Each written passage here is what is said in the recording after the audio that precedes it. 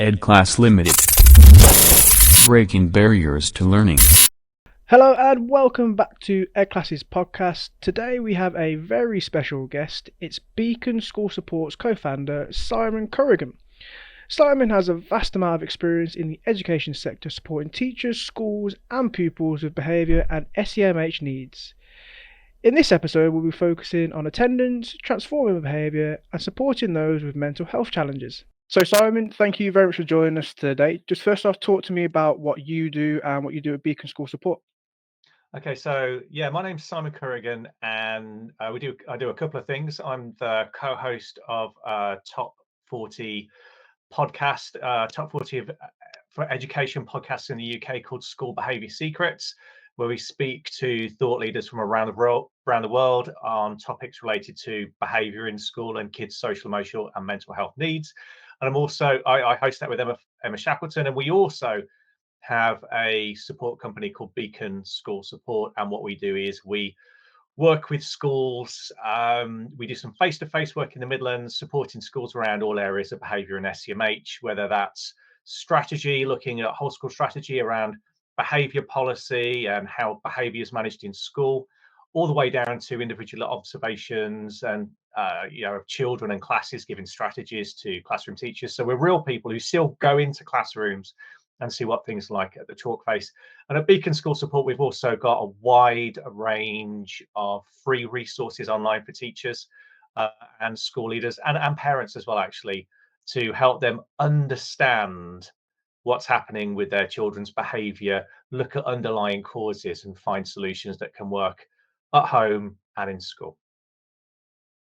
Amazing stuff. Yeah, very good. I know it seems like you've got a vast amount of experience going to schools, and the resources you've got on your website are very, very good indeed. What would you say has been, going from your experience, the main challenges that you've seen in schools at the moment revolving around behaviour and that aspect?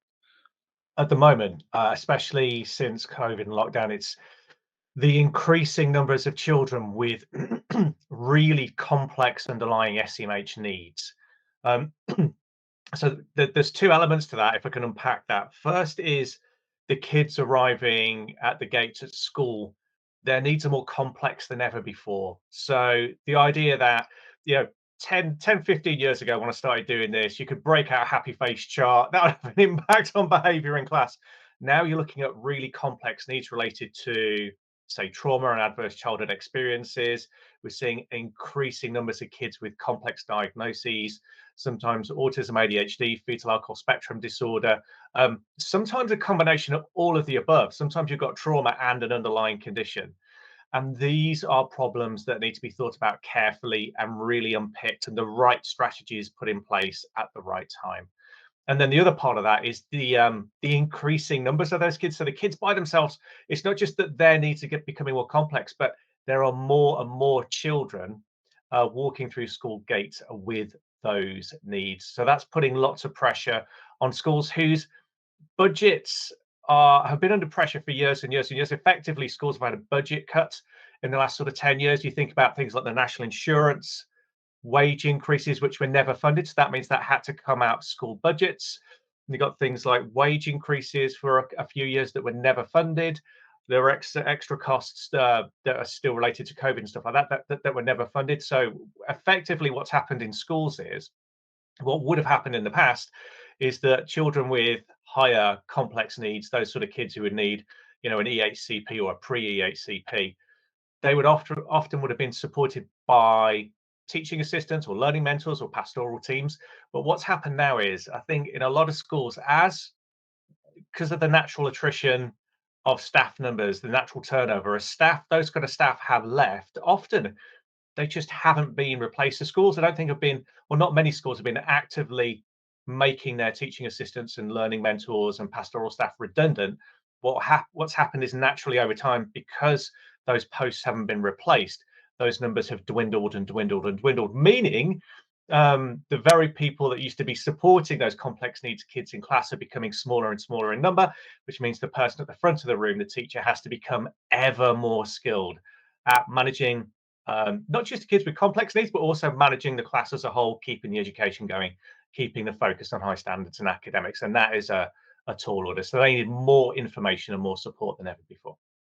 Yeah, I think what you said is there's a lot of factors involved of why behaviour is worsened as well. From our experience, we've seen a lot of, as you mentioned, trauma, adverse childhood experiences coming through for a lot of children recently as well. So it's, as you said, implementing that right strategy and support for them to overcome those barriers. So what you're doing is really amazing. So yeah, very good. All credit to Thank you. you. I also read recently a statistic saying that 47% of children from schools, those excluded from England, had special educational needs. What do we need to do to address this challenge of special educational needs? What would you suggest that we can implement to overcome that barrier? Well, I think the first thing to say off the bat is often when we're talking to school leaders or you're talking to people, sort of at MAT levels or local authority levels, often the focus is on trying to reduce exclusion, but exclusion by itself isn't the problem. It's a lag measure. It's the outcome. It's the symptom of another problem. And the problem is we're not sort of I think what we need to do is we need to be looking at screening and putting more early intervention strategies in place when children walk through the door. Because we know from research and we know from our own experience actually that the sooner that you put early intervention strategies in place, the sooner you recognize the right need, the right underlying needs, and you match them with the right strategies and support, then the better that child does, not just now, but moving forward in the future. So what we've got to be thinking about is how are we systematically meeting that challenge? What are we doing? Uh, how long are we waiting when we see kids struggling with their behavior in school? How long are we waiting before we're saying, actually, there might be something else going on here? We've got a screening tool called the SEND Behaviour Handbook, and it's a simple tool. It's not meant for teachers to make a diagnosis, but what it does is it gives you a list of classroom behaviours on one side of a chart and conditions that they are commonly linked to on the other. And the idea is a teacher or a teacher working in concert with a teaching assistant or a SENCO can kind of look at those classroom behaviours and sort of highlight them, and then start to make the connections. Well, maybe something else is going on here. Maybe these behaviors are related to autism or ADHD or ACEs, adverse childhood experiences, and then get the right people involved. So they're making referrals more quickly, or they're speaking to outside experts, or you don't need a label for everything. You can start jumping in with some strategies and trying some things and see what's effective, because at the end of the day, every child's an individual. And then I think what the next step from that is, what we need to be doing in schools is thinking about how those children get what's the word, referred to the SENCO or for additional SEND support in school.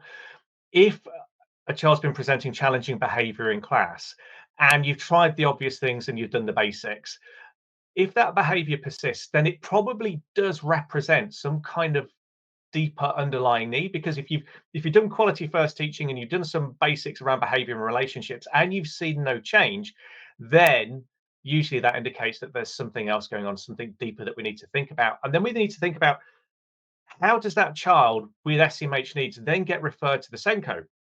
Because often what happens in school is it's left to a personal adult teacher, a teaching assistant, or a learning mentor, to their personal judgment.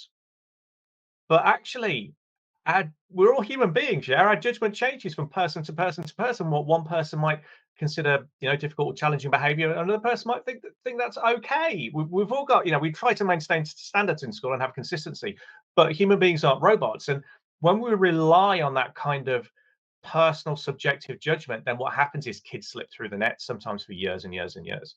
The other thing that often happens in schools is a parent can make a referral to the SENCO, but often parents don't have the perspective, they don't have the broad perspective of what hundreds and hundreds and hundreds of children look like in the classroom. They've only got their own kids. They might have two or three kids. They might know a couple of, three, four, five other kids from other parents. They've never sat in the classroom. As classroom teachers, we've had the privilege to be able to take, if you're an average classroom teacher, say a primary school teacher, teaches 30 children year one, 30 children year two, 30 children year three, they get to know them really well. They can compare the children they're teaching to hundreds of other children. So parents don't get that. When I say perspective here, what I'm saying is the ability to compare them to vast numbers of children. They've only got their own sort of comparison within their own family and friendship group. So they might not recognize that there are issues there. And of course, as you move into secondary school, one thing often happens is, or even late primary, is children can refer themselves for support. But again, that relies on the child having some self-knowledge, some quite complex self-knowledge to be able to recognize that they're having difficulties, and having the resilience and courage to go to an adult and get support. So what we also need to be doing, I'm not saying take those three things away, but what we need to be thinking about then is, okay, all of that relies on subjective judgment. How are we then using data that we already collect in school to systematically collect up kids who might be slipping through the net? So these are kids that might be having issues at lunchtime after lunchtime. When you look at it, maybe they're having difficulty 3 out of 5 lunchtimes a week. But that's reported to a lunchtime supervisor or someone else, never quite gets back to the teacher, and the communication kind of breaks down.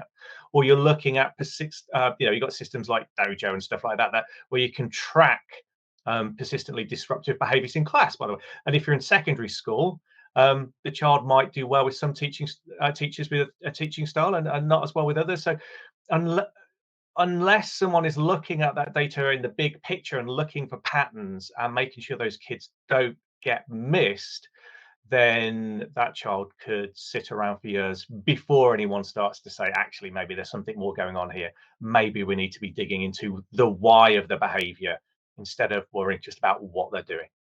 And then I think having that multifaceted collaborative approach and being looking at that root cause of why they're behaving, why they are, and going back to what you were saying about they're actually human beings, they've got their own thoughts, feelings, and emotions.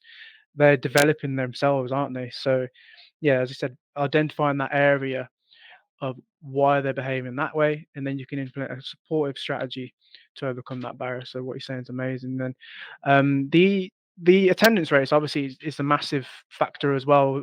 It's going to be continuously talked about after the pandemic, still hovering around 20% persistent absent rate, around 7 to 8% overall absent rate. What would you suggest that we can do to improve the attendance rates numbers then, do you think, to be able to get these students to be able in a mainstream setting or be able to offer a different kind of support for them? Well, again, attendance is a symptom of something else not being right. So if a child's not coming to school, they're not coming to school for a reason. Most kids actually want to do well in life. They do want to go to school. They do want to learn and achieve.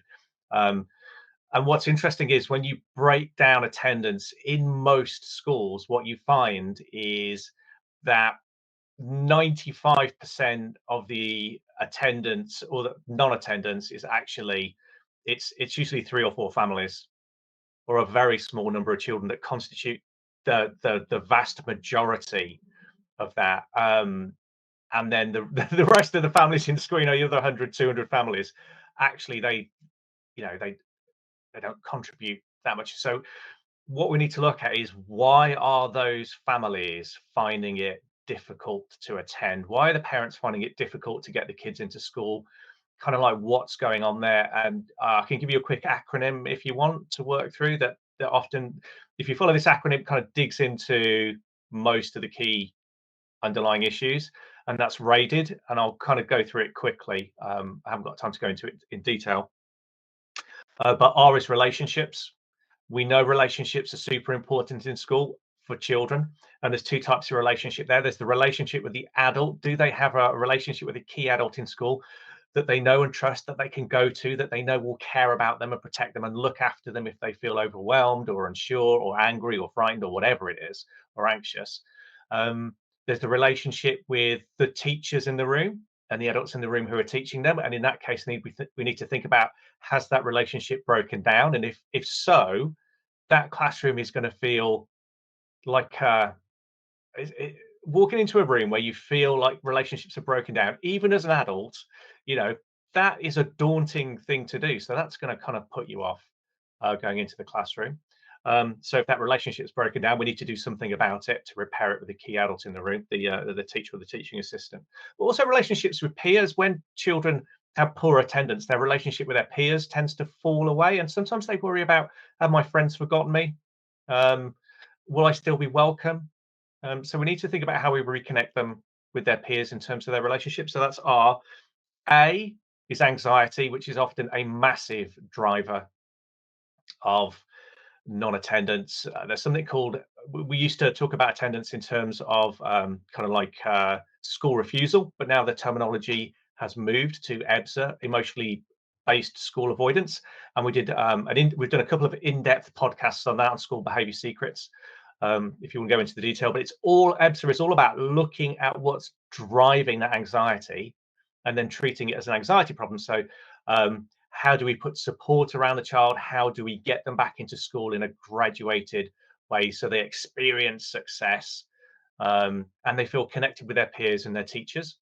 Um, then we've got I, which is identity. So we need to think about what the child's identity is. This tends to come into play more in secondary than it does in primary. But if that child has, think about the child with their lived experiences, their background, their demographic, their family, their knowledge of the world, their community, when they are thinking about engaging in a behavior, there's a part of their brain that asks, what does someone like me do in a situation like this? So if they are identifying with a group that don't go into school, then we need to think about what we're going to do to address that, because it's going to be very difficult to get past it until we do, because they're identifying as someone who shuns school or an outsider or someone who does things differently. Um, so we've got RAI, and then we've got D. I'll just spell it out loud, just so I get all the letters in. No, it's good. I Um, love it. Keep going. D, I was a key stage one teacher. D is for disconnection. Do they feel disconnected from the school community? Do they feel apart from it? And if they feel disconnected from it, again, that is something we're going to have to think about. How do we reconnect them in a structured, graduated way? So we've got um, and then we've got E, and he's just complete. Hasn't got out of my head. E is environment. Often children have complex multisensory needs, and if the classroom environment is actually very difficult for them to manage in and to cope with those sensory needs, do they find the noise in the classroom so loud that actually they find it painful to walk into in the first place, or is there too much motion going on? Or so if there's an unmet sensory need, whether they're seeking a sensory stimulation or seeking to avoid that stimulation, then we need to think about how we're catering to that. And also the social environment is something we often forget. A lot of children who have difficulties attending school are actually socially anxious on some level, and they just find being in a room full of lots of people that they don't really know that well. They find that really threatening. They find that really daunting. They find that really difficult, and that leads to heightened emotions and lots of anxiety. So we also have to think about the social environment. And then the final D there is it's direction, actually, which is we can assume that kids don't want to be in school. So is the direction away from school? Like I don't want to be at school. There is something about school that I find difficult, that it's kind of like repelling me. It's acting as a repellent force. Or actually, is there something wrong at home? And actually, it's not that I want to be away from school. I'm being pulled, attracted to what's happening at home. So it might be marital breakdown, or your mom and dad are splitting up, or it might be someone's really ill, or um, it might be DV in the home, and you're worried about whether mom's hitting dad while you're away at school, and do you need to be there to protect her? So there are all of it. It might be substance abuse, and you're worried about whether mum or dad are sober, or whether they're drinking themselves stupid at home and falling unconscious again. There are all these kind of factors at home that come into play, and actually we can reconnect them, sort out their anxiety, look at the environment as much as we want. But actually, if the direction is I need to be at home, then we're looking at the wrong things. And often the truth lies somewhere between all of those factors. So digging into those areas, there's always going to be kids with individual needs that are separate. 95% of causes of non-attendance are there. So hopefully that will give your listeners something to work through to support the kids that they're working with. No, I love that acronym. That's amazing. Really good stuff. Yeah, I think what you're talking about, building that trust and rapport, it aligns with what we do as well with our teachers to be able to build that confidence for these students. And then, as you said, anxiety, it's a massive factor, isn't it, recently, especially from the pandemic going on. Just touching It's on what, interesting. I'll just say, if you no, go just for it. jump on what topic you said, relationships, having a relationship with a key adult in school has been shown to buffer you against that stress and anxiety. So it reduces the anxiety you experience. So you're more willing to try difficult things, the things that you find challenging. So we can never underestimate the power of relationships, which kind of comes back to what we spoke at the start, as the attrition of support staff numbers has kind of like declined and declined and declined. There are few people to have those relationships with, which is again why schools are finding it tough. Yeah, 100%. I mean, as you said, that support staff are going to be the ones getting to know these children the most, aren't they? And once they gain that element of trust, they're going to be more inclined to engage with their education. So, just touching previously what you said about parents at home and that direction aspect. Um, if they're having problems at home, what would you suggest? How can we overcome that barrier with parents at home? What needs to be implemented, such as like a mediation or something like that? What would you say? There was I heard an interview with someone from a London borough, and I'm sorry, I can't remember which borough it was. I know that would probably be the most helpful thing, but they were having remarkable success at this, reconnecting with parents and getting the kids back into school. And I remember it because the interviewer was looking for a silver bullet. What is the magic thing that you are doing? The simple silver bullet that you want to be able just to drop into each of these situations, if, like a cookie cutter approach. And the person said, we only do one thing, right? And that is we have an individual plan for every family based on their needs. Everything is bespoke and custom. So while that interviewer was looking for like a silver bullet, actually the truth is more like 100 BB pellets. And those BB pellets were arranged based on the needs of the family. So it really is about getting in there. And again, just as a child needs a trusting relationship with an adult in school, sometimes it's a family. And again, it all starts relationship. So you need a trusted adult with the family trust that they're willing to speak to and discuss these issues with. And then it comes down to, okay, every family's different. Let's look at what's going on. Why are they finding it difficult? Is it around parenting capacity? Is there substance abuse? Are there housing issues that make things difficult? Is it a simple problem around transport? You know, there are dozens and dozens of factors that can drive that. Presumably, the parent loves their child and they want them to be doing their best and succeeding in school, and that's what the school wants as well. So it's finding a way of supporting the parent to be able to do that. Again, it starts with relationships. There are hundreds of factors. It's really going to depend on the individual the family, but it starts with trust between home and school. So I'm sorry if that's a bit of a it No. depends answer, but I think it does depend. Yeah, of course. I mean, it can be difficult. Kind of from our experience, we found how difficult it can be to engage parents. But as I said, it's building their confidence again in line with the SEND and AP improvement plan. Just building their confidence for their child's education. They're receiving the best support. But as you said, building that relationship is going to be a massive step in the right direction. Um, It's to say as well, actually, bring it back to COVID as well and increasing need. I think a lot of parents of complex SMH kids out there are really worried about whether strategies on things like EHCPs are being put into place. So sometimes it's just having confidence in the school and showing the parents that you are doing what you are, in inverted commas, supposed to be doing or say you're doing. So sometimes seeing is believing, and they're concerned that high quality provision isn't in place for their child, and that's why they're worried about sending their child to school. And I think that can sometimes be a big issue as well. yeah, 100%. I mean, I've read an article. It's more from the BBC about there's a family up in Sunderland, how they're worried about their son who has got autism, wasn't getting the right support. It's just how do we get that support to them with the lack of resources in place and, as you said, a lack of support staff, etc. There's a lot of factors. So, but what you're doing, other companies out there doing, it's really good to be able to offer that extra resource as well. Looking just quickly, the school inspection handbook, going to how we create a safe, calm, orderly, and positive environment within the school in terms of behaviour and attitudes. What strategies do you think can be implemented right within the school to be able to overcome and drive engagement, especially preparing these students for adulthood as well? Are you speaking in terms of individual kids, or are we talking about whole classes, big picture stuff? Could do both, why not? Anything. Anything you Well, suggest. we've kind of touched on individual kids in terms of being proactive and asking why earlier. In terms of big picture, I think it all starts with the behaviour policy, and the way the way people view behaviour policies,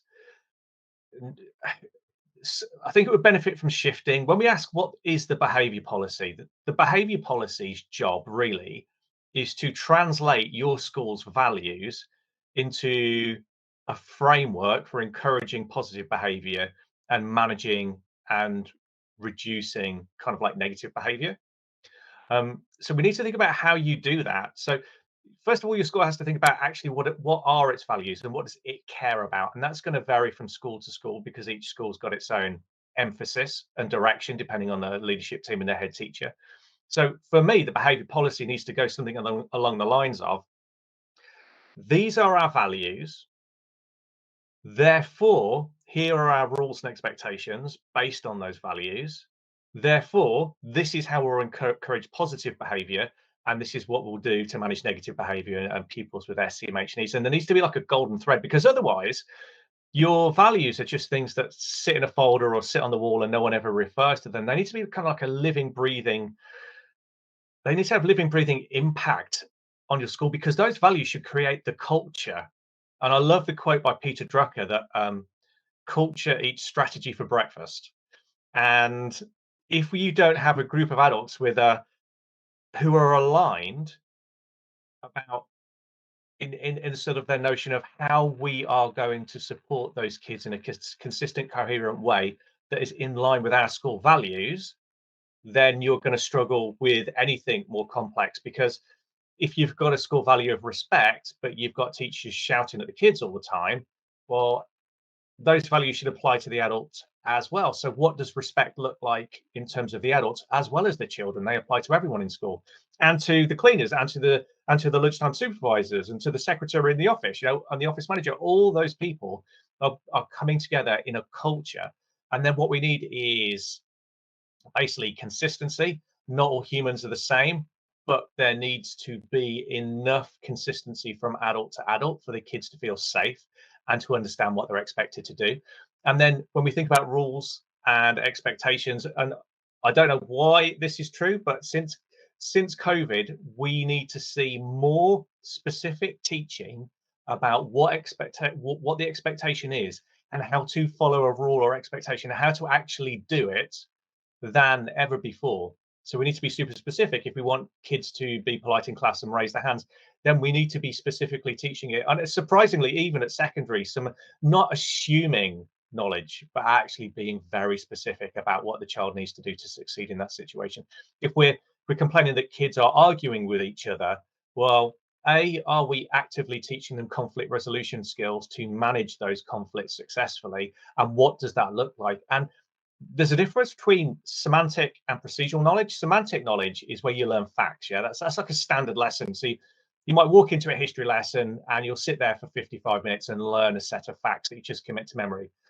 That's semantic knowledge. But often with things like social skills or emotional regulation skills, that's procedural knowledge. That's a skill, and you learn a skill by doing. You don't learn to ride a bike by watching a PowerPoint on balance and angular momentum. And then you got a 7-year-old, a 6-year-old, dad sits next to you with a PowerPoint, talks you through angular momentum and where the pedals are, and he's showing you pictures on PowerPoints, and then goes, right, off you go. You can ride a bike. It's a skill. You need to actually practice it and have someone with you there coaching you through it, role modeling what you need to do, practicing and rehearsing over and over and over, so you can consolidate that and you lock that skill away. And that's what it needs to look like in terms of supporting kids with their social and emotional skills. It's no point in just talking about what's polite. It's no point in talking about conflict resolution. You actually need to do it and practice it and repeat it to see success. So then when you do that, you've got a joined up system all the way from what our values are, what the expectations are, how we as a staff get behind a culture and encourage that culture, and and then how do we actually implement that so the kids have got the skills to live up to those expectations? That's amazing, brilliant stuff. Yeah, having that culture, positive behaviour in the school is going to set these kids up for life, isn't it? Really, because then they'll be able to behave correctly once they leave school and go into the workplace. And I'm ultimately creating that environment that's safe for them as well is going to be a massive factor for them even wanting to come in the first place, isn't it? So I think when you get that right, when you get those values right, we look at a lot of behavior policies, and to be honest, you get sort of 4 pages of, if a child does this, respond like this. If a child does this, respond like this. If a child does this, respond like this. And no one can remember all of that, not even when you stick it on a flowchart. But if you've got a set of values and principles, then the teacher's job becomes to implement those as guidelines for managing behavior. And actually, you get consistency like that. I'm not saying that's the only way you do it, but then you don't need 50 different rules for what happens when kids come in wearing different bits of uniform or not wearing bits of uniform, because actually, you've got a set of guiding principles that the teacher can then interpret. Does mm, that make sense? yeah, no, just And then obviously, you've got to work on the consistency there. That's not the only piece to it. But yeah, I think that helps because situations come up that aren't going to be in the behaviour policy, and you need to know how do we deal with that in the school, and that again comes down to values and culture. yeah, 100%. I mean, it'd always be difficult anyway to raise behaviour and obviously attendance as we go, especially from the pandemic. It just seemed like the behaviour is worsened in a sense. I'm not sure why, but it's just yeah, it can be difficult. But we, there's a lot of companies like yourselves and schools doing the best they can to improve the situation. Finally, I'd just like to ask one last question for you today. What's your opinion on online learning and how transformative it can be for students, especially what we do here, online alternative provision at EDClass? How do you think it can benefit both academically and personally for students, do you think? I think online learning is a really important development, and I think this ties into the whole attendance and behaviour discussion that we've already had in school. I think during the pandemic, there are a lot of children, not just children with autism, that are like children who are socially anxious, who find being in that busy, sensory, noisy school environment. It's great for lots of kids. It's amazing for a lot of kids, but a lot of kids find that really anxiety provoking. And I think what happened during COVID was they learned that I can learn this perfectly well at home without having to experience all that anxiety and pressure and having Mm. to hold down those feelings all day long until I get home and then I just collapse in front of my parents. If you look at the way we teach today, for all the talk of schools of the future, really nothing has changed in 130 years. Especially, you could in most schools, you could pluck a Victorian school mom from a church school in 1850, bung her in a modern classroom. All right, you'd have to show her how to log into the whiteboard. But apart from that, she'd be perfectly at home. What has changed? She'd pick things up pretty quickly. Um, so that's fine for a lot of kids, but there's a subset of kids that this approach just doesn't work for. And this actually allows them to not just survive, but thrive. They're in a safe environment where they can learn effectively. We know when you're anxious, we know when you're heightened, that your ability to lay down long-term memories is significantly impaired. If you're highly anxious, you're not going to remember what you just learned because your brain is focused on how do I survive in the moment. Um, so there's not a lot of point in being there if you're not going to remember most of what you did because you were so heightened in the first place. And I think online learning for these students gives them a great opportunity to learn in a way that meets their needs and their learning styles in a way that they feel comfortable, they don't feel anxious, and a way that they can get grades and results that they wouldn't have done in the traditional system. So I think this is I know it was around before, but I think out of COVID, this is a really positive development that sort of made it explode in a way that more of us we weren't really aware of Zoom before COVID, and now everyone knows about it. I think now people are kind of aware of some online learning, but I know it's exploded since COVID, and it's also I think given us an opportunity to do it rigorously and to do it well, and that's an important key thing. And also we do need to be thinking about those children do need social and emotional competencies. So if they are working from home, we do need to think about how we manage that, because they will need those when they go out into the world. So, done well, done rigorously, looking at individual pupils' needs, I think it can be, a great thing for those kids. Yeah, definitely. I think since, as I said, since the pandemic, since it's massively boomed the online learning sector, and I think within the next 5 to 10 years, we can see how transformative, progressive it can actually be. Going back to what you're saying, having that importance of being able to socially interact with other peers and teachers online is very important as well to preparing for that adulthood. We found that quite a lot of the hybrid element is working really well as well. Being able to work from home and then slowly reintegrate back into the mainstream when you feel more comfortable is the main thing. Yeah, So yeah, I think it's a bit like anything. It's is it done well? That's the key thing, isn't it? Because you yeah, could say, a teacher's any good. Well, which teachers are you talking about? There are some great teachers, there are some average teachers, and there are some poor teachers. And again, online learning done well can be of massive benefit to the kids. yeah, 100%. I think we just need to constantly, continuously assess them as well, make sure they're understanding that knowledge, just preparing them a bit better as well. But yeah, you've been amazing. Where can you go and get more resources with Beacon School Support, and where can you learn more about yourself? Okay, so if you want free stuff, and I believe teachers like free stuff, if you go to our website, beaconschoolsupport.co.uk, that's beaconschoolsupport.co.uk. And we've got a free resources tab. We've got tons of stuff in there. We've got, like I said, the SEND behaviour handbook that helps you link classroom behaviours to underlying needs.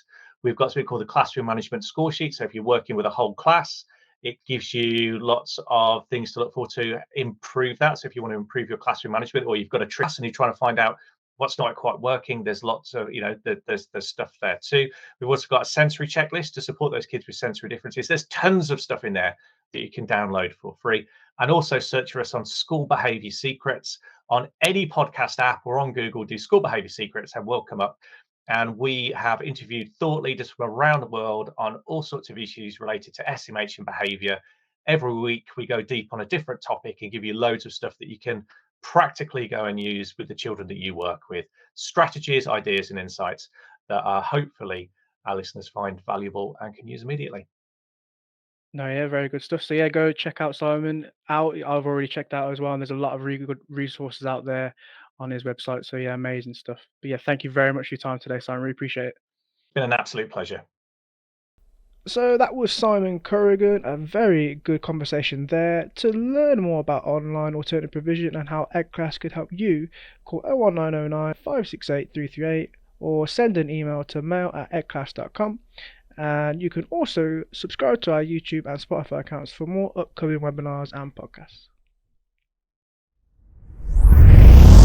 EDClass Limited. Breaking barriers to learning.